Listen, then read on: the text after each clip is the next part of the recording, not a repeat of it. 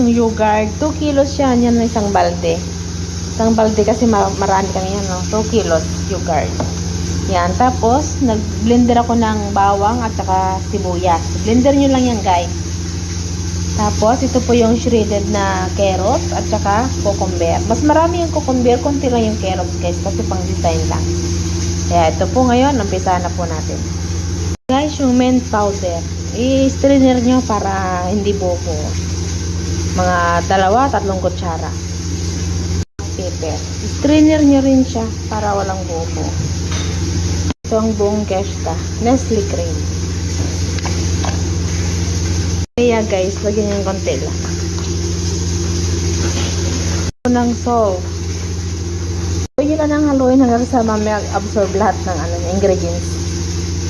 Guys, ito yung mga nuts. Sari-saring nuts yan. Sinangag ko lang. Huwag nyo lalagyan ng oil. Sasangag nyo lang.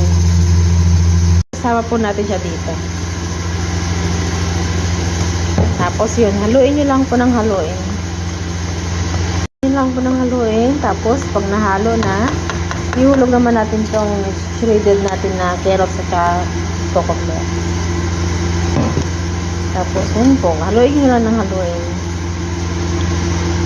So guys, yan. Okay na po siya. I-try nyo pong gawin to guys sa amo nyo kasi napakasarap na salatan. Gusto to ng amo ko. Lagi na itong ginagawa. Lalo po may mga bisita siya. Gusto niya itong i-serve sa mga kaibigan niya. Kaya sige ka guys. I-try nyo kasi ang sarap. Yan na po. Okay na.